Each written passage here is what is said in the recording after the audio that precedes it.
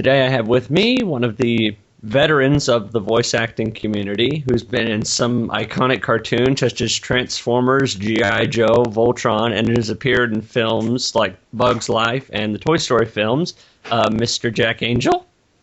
Hello. And how are you doing today, sir? I'm fine. I feel like at this age, if I'm on this side of the turf, I'm doing great. All right. Well, first off, how did you get started in voice acting? Well, as soon as my voice changed, when you're a little punk, it got really deep and nice, and the girls, ooh, what a nice voice. And I began to realize that there may be profit with a voice like that. And I went in the Army, and in the Army, I had to teach class. I was an officer for a while, and had to teach classes. And I knew a lot of jokes as well. And in the Army, everybody has to get the material, or it could be fatal. So in order to make everybody get the material, you have to keep them awake. And whenever I saw them drowsing off, I'd tell them a joke, and they'd laugh and wake up. So I had two things going for me. I had a great voice, and I learned timing as far as doing jokes is concerned. And that kind of set me off. When I got out of the Army, I went to San Francisco State and majored in radio and television production. And getting out of San Francisco State, I became a disc jockey. And I was a disc jockey for 18 years up and down the West Coast. And during that time, I honed my ability to do funny voices. And that's pretty much it.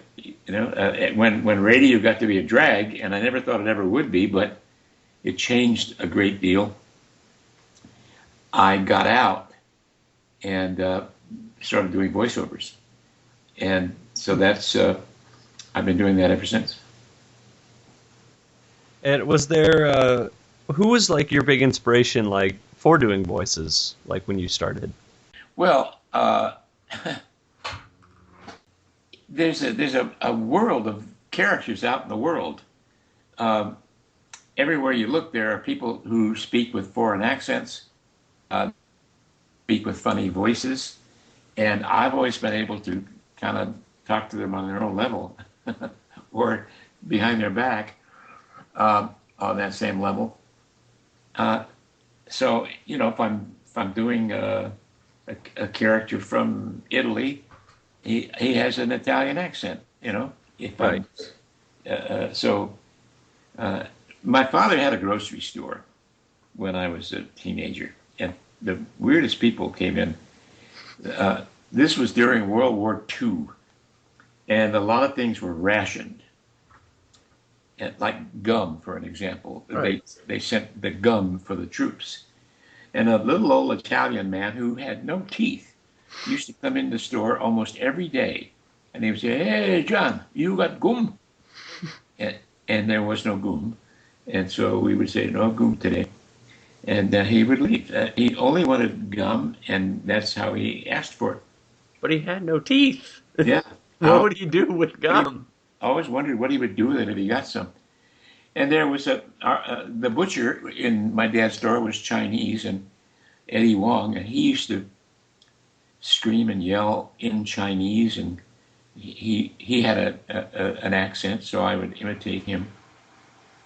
And there was an old black guy who was a wino who loved muscatel, and he would come in and he would say, "I wants me a bottle of muscatel." And so we clown around and laugh with him, and he'd get his bottle of muscatel, and off he'd go. So, and then people would tell jokes, and I could hear what voice they were doing, and when I told the joke back, I could tell it like I heard it. So that's kind of how it worked out. And was there ever a big inspiration on your voices? Like, was there like a one person that was just like, wow, I want to be like him? Well, you may have missed this part. There was a disc jockey in San Francisco at the time named Don Sherwood. He was on a station, KSFO, And this was the first guy I ever heard who, first off, he was Peck's bad boy. He did stuff he wasn't supposed to do. By today's standards, it was so mild you wouldn't believe it. But back then, he played with the commercials, and you weren't supposed to do that. You were supposed to read them just the way they were written. And he had a variety of characters on his show, but he did the voices for them. And he was funny, and he was delightful, and we used to listen to him. And he owned the morning audience in San Francisco. So I wanted to be just like him, and for a long time I was. And do you remember what your first voice acting job was? Oh, my first voice acting. You mean other than being a disc jockey? Right.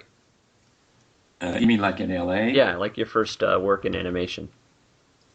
Well, that was at Hanna-Barbera, and the director Wally Burr was working at Hanna-Barbera at the time.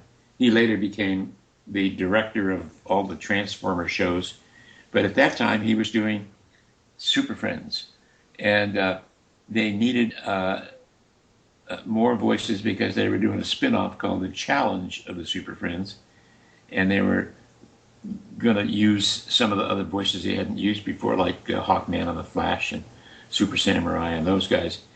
And so I auditioned for him, and I won those roles. So I became a regular in Hanna-Barbera in Super Friends, and then we did the Smurfs, and I was a guest on dozens of other Hanna-Barbera shows over the years. And since you did Transformers and you did G.I. Joe, and since those were both shows done by Hasbro, and did you record those back to back since they were both done for the same company? And do G.I. Joe, and the next day I'd go over there and do Transformers.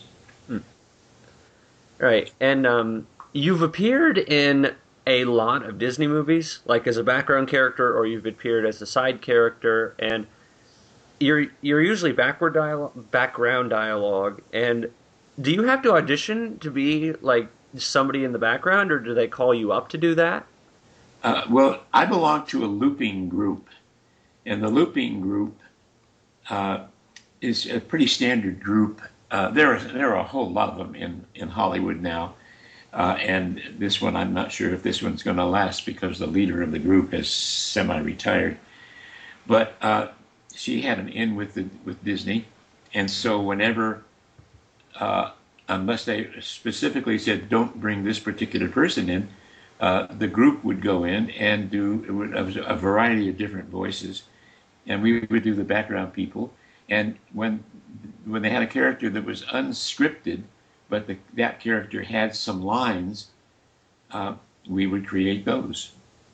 And I found out when I was looking through your filmography that you were in a Steven Spielberg movie called AI, where you were a teddy bear. Yes. And how did you get that role? Because that's a pretty big character in the movie. Yeah, I auditioned for that one. And everything is super secret. You've got to sign a non-disclosure agreement before they audition you on a lot of stuff these days. And that with Spielberg stuff was always a big secret. And so the word came down. What they wanted was a wise, older person who didn't sound like an old person, but they described it as more like Eeyore, but not sounding stupid. I never thought Eeyore sounded stupid. Well, Eeyore sounds kind of slow. Right. So they wanted the timbre of the voice down in the Eeyore range, but they didn't want it to sound slow and dumb. He's a very bright character. So I did my version of whatever the description was, and Stephen told me we listened to 100 tapes, and then yours came up, and as soon as we heard it, we knew you were the guy. Well, I said on the set one time when I was talking with Robin Williams. I said, he said, "Oh, you're the voice of Teddy. He sounds so malevolent." And I said, "Yeah, well, you haven't seen him when he comes out of the box because he's really a nice boy." And I said, "But at some point during the shoot, I asked practically everybody, if you were casting that character, would you have cast my voice?" And to a man, they said no. And Stephen jumped up and he said, "That's right. They would have had some little, well, this kind of a voice." And he said that would have been wrong for the character. So, was it the same with Beetlejuice? Like, did you audition to play the preacher at the end of the movie too? Like, yeah. So they didn't want the person in the costume doing the voice. No. No, and I was not the person in the costume. I just did. Oh, right. I'm just saying, like, they didn't want the person in the costume to do the voice. They wanted somebody to dub over. Yeah. I think the person, whoever was in the costume, must have been a dwarf or a midget or somebody, because that was prior to CGI stuff. So it had to have been a real person, and he was very small. And so we call him the gourd head. And I did the voice of the gourd head because, I mean, you know, it's okay to be the actor in the costume, but they needed a voice for him, and his wasn't right.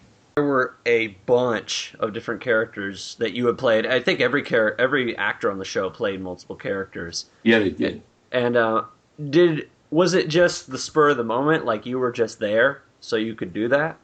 Well, I would go in. My first voice was Smokescreen and Smokescreen and Ramjet were the first two that I did. And I mean, at the time, I didn't know the good guys and the bad guys. They just would give me a voice to do, and I would do it. I didn't know what was going on. I didn't really care what was going on. And Wally was the director, and Wally knew exactly what he wanted, and he would tell you what he wanted, and if you didn't get it, he would give you a line reading, and so you'd hear what it was that he wanted, and and then the next day I'd come in and say, "Okay, we're not doing Ramjet today. We're doing somebody else, and we're doing Astrotrain." So yeah, and there wasn't much of an opportunity to change the voice, and they didn't worry about that because they ran them all through synthesizers, and so it just had to be big, you know. I rule the universe. Right. You can mess with that and change it into something else.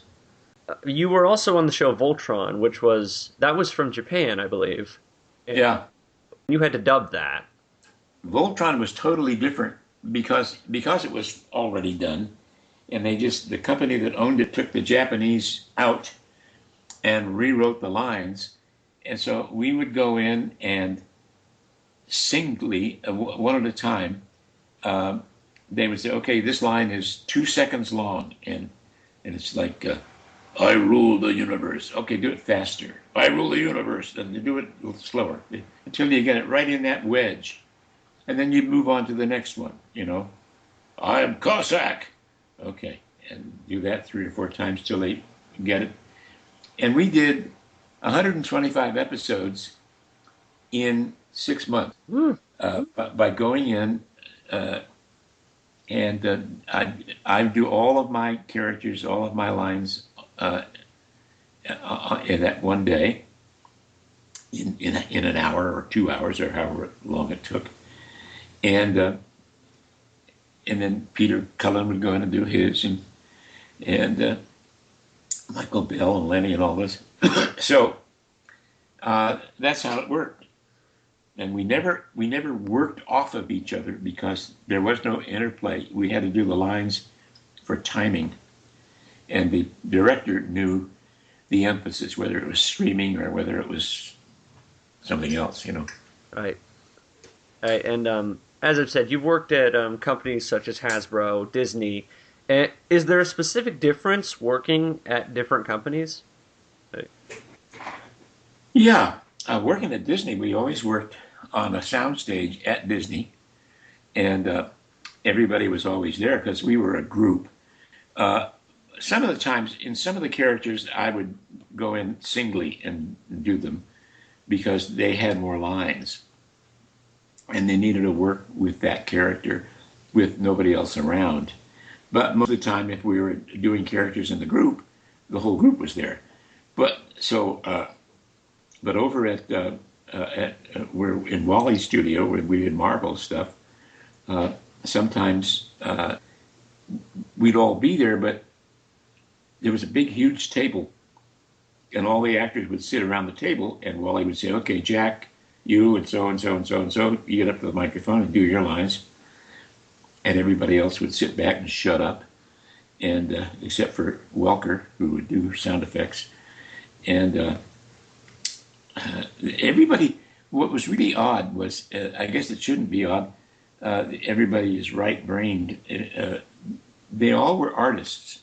Everybody would sit down at that big table with pencil and paper, and they would draw pictures, cartoons mostly, although there was one guy who drew eyes and different shading on eyes. Some people did animals, some did Disney-type cartoons.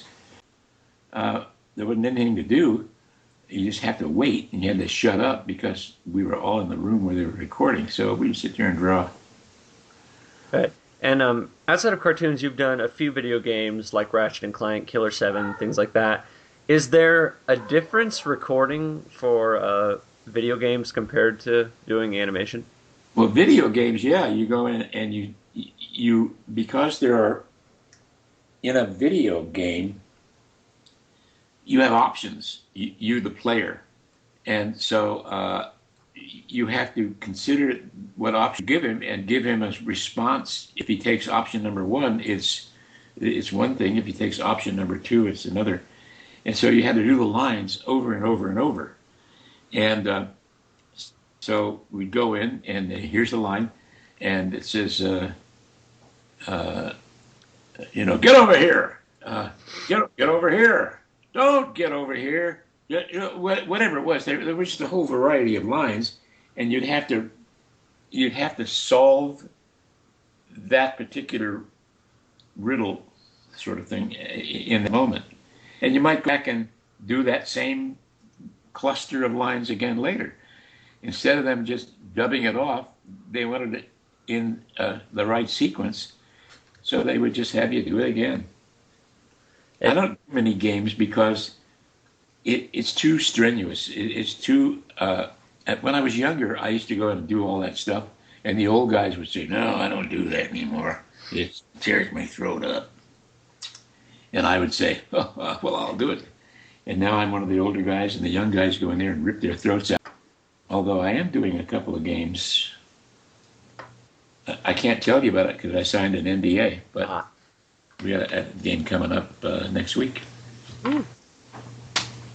And have you ever gone back and watched some of the things that you've worked on and like thought about what it's like back then compared to doing stuff now? Well, it depends on what it is. I mean, I watched AI 2 or 3 times. Artificial intelligence. Right. It was a hell of a movie, and it was innovative in so many different ways. That movie that had never been done before. Spielberg was obviously then and still is a master movie maker, a genius, if you will, and is not afraid to take chances, and it did. That whole city in artificial intelligence was just computer generated, even though people were walking around in it. There was no city. They had it in the computer, and people moved against a green screen. So, what the way they worked it out was they had targets on the ceiling, and those were synced up to the camera. When the camera moved, and it would hit that particular target, something would happen within the camera within the city. So it was quite complicated. But and at one point, Stephen kind of grumbled that and it was sort of a pain. He said, "I could have done it better if I do CG, but if I built a city," and he probably could have. Ugh. That would have, yeah. That was originally a Kubrick movie, actually, I believe, because Spielberg worked on it after Kubrick passed away because it was like a vision Kubrick had had. Right. Kubrick had asked Steven to direct it several times, and Steven always told him no. He wanted no part of it. And after Stanley died, the family came to Steven and said, "You're the only one he would trust with that movie. Please do it." And Steven finally relented and did the movie, and the reaction was exactly as he thought it would be. That it was apples and oranges. It was a Kubrick movie and it was a Spielberg movie, and the two didn't really mesh too well. And he made it. At least I thought he made it. I thought it was a great movie, but a lot of people who were very critical of the Kubrick fans didn't like the Spielberg touches, and the Spielberg fans didn't like the Kubrick. You've been doing Papa Smurf recently for the 2D animated DVD Smurf movies. Right. And did you do you know the reason why Jonathan didn't do Papa Smurf? Like, or did you audition for Papa Smurf? But on the first Smurf movie, Jonathan was Papa Smurf, and I did that ancillary little movie that appeared on the DVD. It was a Christmas Carol, a Smurfy Christmas Carol. I don't know why Jonathan didn't do it, whether he didn't want to do it, whether he was unavailable. He was old and ill, and it may have been, that may have been, I don't know what the problem was. Then there was a toothbrush, the talking toothbrush that teaches kids how to brush their teeth, and Jonathan was going to do it, and then for some reason he backed out. And I think he was sick that time, and they needed to get it done, so I did it. And then there were commercials, a tie-in with McDonald's, and I did those as Papa Smurf. Aware of the new Smurf movie that they're making? No, are they making another one? I don't know. Right, they're doing a new animated one. Like, it's not going to have people in it. Oh, uh-huh. Right. All right. Thank you so much for letting me interview you. Oh, yeah, you're welcome. All right. Is there any advice you can give to aspiring voice actors, like watching this? Just go for it. My philosophy has always been all of this is probably just a big illusion. It's a game so that we'll all have something to do. Life is a game to keep you from being bored. And if you're bored, you're doing it wrong. If you're not having fun, you're doing it wrong. You can try being a voice actor and fail and let that stop you, or you can go be an accountant and fail. As long as you're going to fail, or you think you're going to fail, why don't you do the thing you want to do? And if you fail, you fail, but at least you failed doing the stuff you like. And I guarantee you, being a voice actor is a lot less work than anything else I've ever come up with. I have a book. I was when I was younger, and the two artists that I admired most were Salvador Dali and Picasso. And somebody gave me a book of all the paintings of Salvador Dali, and in the title page of the book, there's a comment that said, "No masterpiece was ever created by a lazy artist." And you can't be a voiceover artist and create a masterpiece. You're always going to work on somebody else's show. And besides which, it's too easy. It's for lazy people. You don't have to memorize anything. You don't have to put costumes on or makeup or anything. You don't even have to learn lines. You go in and read all this stuff. So it's an occupation for lazy actors, I think. And and we all laugh. Stand in front of a microphone and say stupid stuff and they give us money. How cool is that? Right. I say go for it, and listen to the voices on television and note that there's every conceivable kind of voice in the world. It doesn't matter what your voice sounds like, and if you can do funny voices, all the better. And thank you so much for letting me interview you. Oh, you're welcome.